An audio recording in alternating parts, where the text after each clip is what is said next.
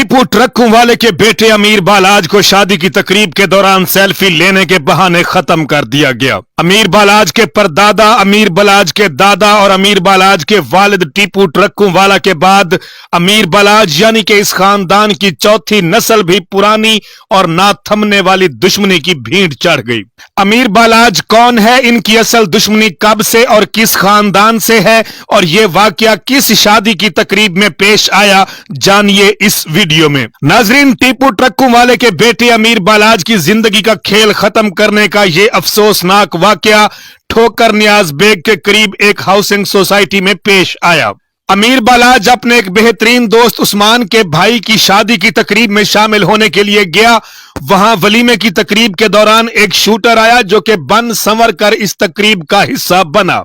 5,000 रुपए सलामी भी उसने अपनी जेब में रखी हुई थी। मुबैना तौर पे वो शादी में शिरकत के सारे लवाजमात पूरे करने के बाद इस तकरीब में पहुंचा था कि अगर कोई उससे पूछे तो वो उन्हें बता सके कि मैं तो खालिसतन इस शादी की तकरीब में शिरकत के लिए आया हूं। होता कुछ यूं है कि मुबैना तौर पर जैसे ही वलीमे की तकरीब शुरू हुई, खाना खाने के बाद जैसे ही अमीर बालाज वहां से रवाना होने लगा तो उसका बेस्ट फ्रेंड उस्मान भी उसे सी ऑफ करने के लिए उसके साथ चल पड़ा। वो गुमनाम शूटर पीछे से आया और अमीर बालाज से कहा कि मैं आपके साथ सेल्फी लेना चाहता हूं और इसी दौरान उसने पिस्टल के 3 से 4 फायर अमीर बालाज के जिस्म में दाग दिए, जिसके जवाब में अमीर बालाज के गार्ड्स ने इस शूटर को मौके पे जवाबी वार करते हुए खत्म कर दिया। अमीर बालाज को जिन्नाह अस्पताल मुंतकिल किया गया।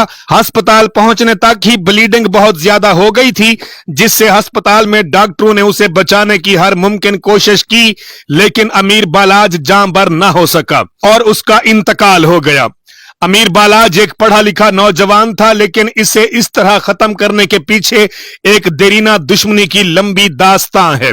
इससे पहले अमीर बालाज के परदादा, फिर दादा, फिर अमीर बालाज के बाप टीपू ट्रकों वाला और अब बिल आखिर अमीर बालाज को भी निशाना बना दिया गया।